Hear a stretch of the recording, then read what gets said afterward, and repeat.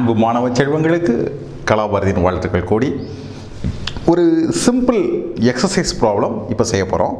அது என்னென்னு கேட்டிங்கன்னா, ஒரு ஈக்குலேட்டரல் ட்ரையாங்கிள் சமபக்க முக்கோணத்துடைய 3 முனைகளில் மாஸ் இருக்குது.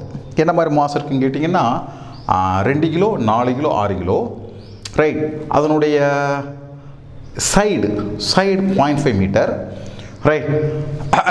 அந்த 2 கிலோ இருக்குது பார்த்தீங்களா, அது வந்து ஆரிஜினில் இருக்குது. That is at the origin.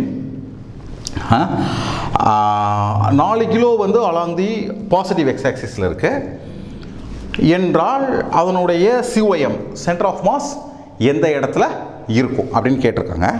இப்போ கேமராவும் போர்டுக்கு வந்துட்டோம். நான் என்ன பண்ணியிருக்கேன், அந்த பிக்டோரியல் ரெப்ரசன்டேஷன் காமிச்சிருக்கேன்.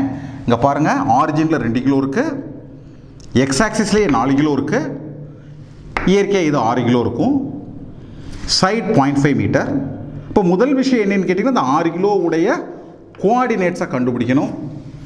ஸோ இது 0.5 மீட்டர், எனவே கண்டிப்பாக எக்ஸ் ஆக்சிஸ் என்னவாக தான் இருக்க முடியும், it should be 0.25 meter. So this is 0.25. Then this is 0.25. This is 0.25. Y axis எப்படி செய்ய கண்டுபிடிக்கலாம்? சிம்பிள் 0.5 sin 30 அப்படி செய்யலாம். அதர்வைஸ் 0.25 tan 30 அப்படியும் செய்யலாம், right. So simple thing, sin 30 எடுத்துக்கிங்கன்னா opposite by hypotenuse, right. So opposite is y axis. So எப்படி பண்ணாலும் நீங்கள் கண்டுபிடிச்சிடலாம். It becomes √3/4. சிம்பிள் ஜாமெட்ரி, நீங்கள் இதை கண்டுபிடிச்சிடலாம். So this is 0.25, this is 0.25, this is √3/4. இங்கே நான் காமிச்சிருக்கேன். tan 60 is equal to opposite by adjacent. So opposite is y, adjacent is 0.25. So therefore y is equal to 0.25 tan 60 √3/4.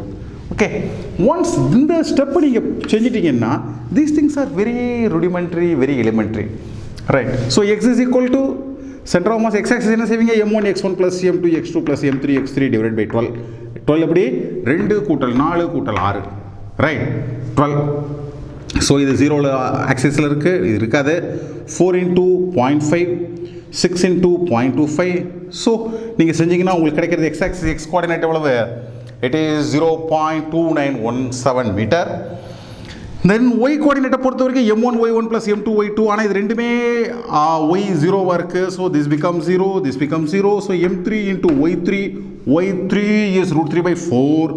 So m3 is 6 × √3/4 / 12 is equal to 0.2165 meter.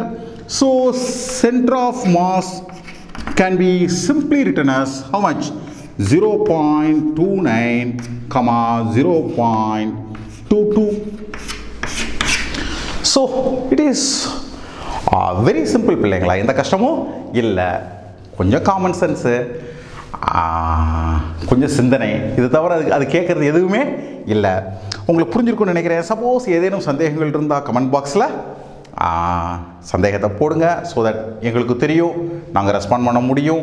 நம்ம சேனலுக்கு subscribe பண்ணுங்கள், மற்ற நண்பர்களையும் subscribe பண்ண சொல்லுங்கள். ஸோ தட் புதிய video launch ஆகும் பொழுது உங்களுக்கு ப்ராம்ப்டிங் நோட்டிஃபிகேஷன் வரும், உங்களுக்கு எளிமையாக இருக்கும். உங்கள் அனைவருக்கும் கலாபாரதியின் அன்பு வாழ்த்துக்கள் பிள்ளைகளா.